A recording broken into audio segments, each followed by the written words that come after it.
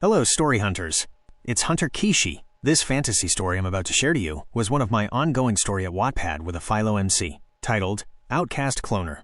Chapter 1, The Last Day of School. POV, Akairah. Scene 1, the empty corridor. The hallway smelled like floor wax and sweat. The walls were too white, too clean, too bright for someone like Akairah Joyzapanta Mahojin, who always walked with her shoulders low and her heart in hiding. She clutched her bag tightly to her chest. The final bell had rung minutes ago, but she hadn't moved from her seat until the classroom emptied out. If she waited long enough, she could avoid them. That was the trick. Wait, then move fast. But today, she was too slow. Where do you think you're going, magic girl? A voice that stung, even after hearing it 100 times. She stopped. 3 girls stepped out from the stairwell like predators who'd smelled weakness. They wore the same uniforms as her, but walked like the school belonged to them.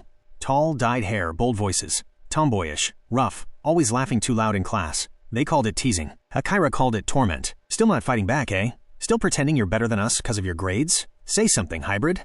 Oi, did you mute yourself? Or you're just slow like always? She wanted to run, but her knees locked. One grabbed her wrist.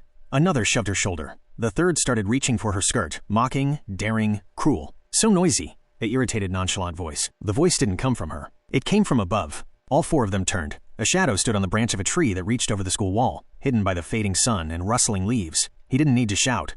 Just a low growl. Touch her again, and you'll regret it. Something about him, his calmness, the steel in his tone, froze the girls in place. Even they, the terrors of 2A, flinched. You again? One whispered. Akairah blinked. She had never seen him before, had she? The girls backed off slowly, cursing under their breath. Afraid, not of her, but of him. And then he was gone, just like that. Scene 2, the first real tears. Akairah collapsed to her knees in the quiet corner behind the school. The cold wind brushed her cheek, but it couldn't explain the wetness there. She cried. For the first time in months. Because someone had seen her. Because someone had stepped in. Because she was finally tired of trying to survive every single day. And somehow, even though he was a stranger, she whispered, "Thank you." Scene 3, 2 weeks later, fast food job. The soft chime of the doorbell snapped her back to reality. "Welcome to Jolly Bites. What can I get for?" She froze mid-sentence.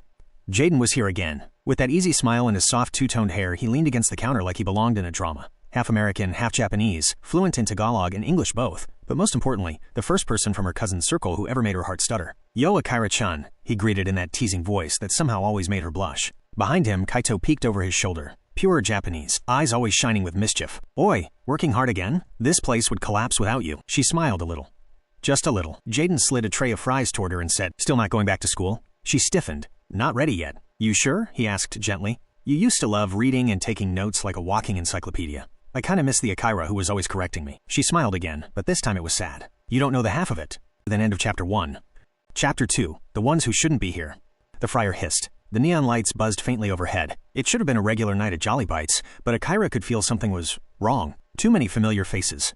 Too many enemies in one place. She tried to focus on wiping tables, but her hand trembled slightly as she passed by the table where Jaden and Kaito were seated, casually chatting like it wasn't a minefield in here. "You okay?" Jaden asked under his breath. Watching her, she forced a nod. "Yeah, just tired," but her voice was tight. The tomboy trio from her school were seated by the far window, laughing too loud. Their eyes flicked to her every few seconds, whispering cruel things behind their drinks. "Back at it again," Kaito muttered, sipping his soda like it was wine. Akairah's heart jumped when the doorbell chimed again. This time, the air shifted. Everyone noticed. In walked Alexei Dmitry Artem, full-blooded Russian polyglot. Eerie. Tall. Beautiful in that cold, unsettling way. He had a stare like a blade and a smile that never quite reached his eyes. The son of a wealthy political family, they said. Dangerous, erratic, and only allowed to attend their school because his family was funding half the campus. Even the teachers were terrified of him. Tonight, he strolled into the fast food shop like it was his living room, trailing Yuto, his half-Japanese, half-Russian best friend who always looked like he belonged in a mafia movie, and 4 of their usual shadows, quiet boys with haunted eyes and bruised knuckles. Everyone went silent. Even the tomboy bullies lowered their voices. Alexei ignored everyone. Didn't even glance in their direction. He picked the farthest corner booth, stretched out casually, and rested his cheek against his fist like he was waiting. But for what? Akairah stiffened. Why is he here again? They never hang out here before. Jaden raised an eyebrow at the scene, then leaned closer to Kaito. This is weird. Even Alexei doesn't usually haunt food joints like this unless he's in the mood to provoke someone. Kaito chuckled, but his tone was wary. You think he's here to stab someone with a spork? Before Akairah could say anything, the door chimed again. And like a scene from a high school drama, in walked the 2 school muses, Seina and Misaki. Long hair, flawless smiles, angelic voices. Girls so beautiful they made teachers go soft, and boys forget their brains. But Akairah knew better. Fake smiles. Fake kindness. All for power. She remembered the time they accidentally spread rumors that Akairah was stalking one of their fanboys, or the time they framed her for copying homework just to steal her notes.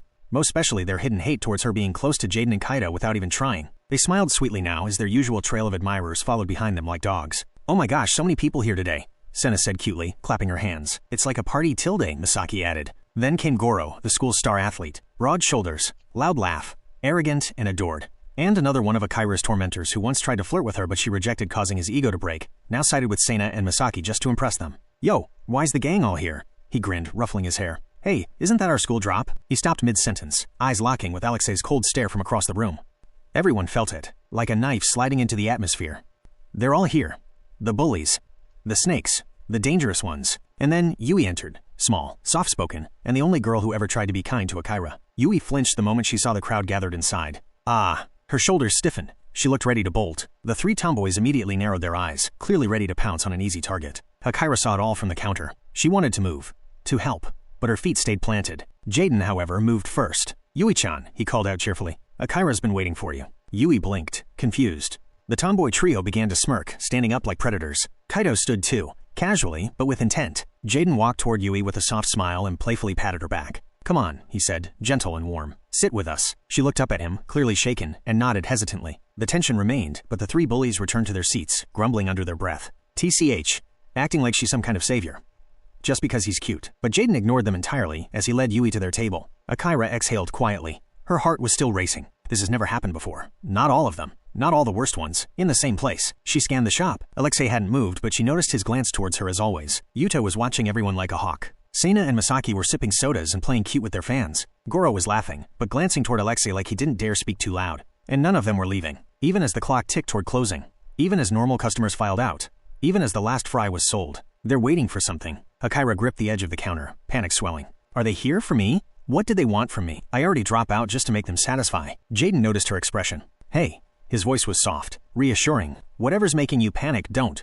We're here." Kaito grinned and winked. "I may look like a sidekick, but I punch like a main character." Akairah gave a nervous laugh, but it helped. For a moment, she allowed herself to feel safe. And that's when the floor glowed, a faint ring of light traced beneath the feet of every student from their school. Then it brightened. Symbols appeared. Magic circles. Glasses rattled. Light bulbs flickered. Yui screamed. Goro cursed. The tomboy girls jumped from their seats. Even Alexei straightened. The summoning had begun. "WH, what is this? Why can't I move?" Akairah's breath caught. No. She tried to take a step back. Too late. Jaden reached and successfully held her hands. The circle blazed, and the world vanished. End of Chapter 2. Thanks for watching. Like and subscribe for Part 2. Or visit my Wattpad page to continue reading.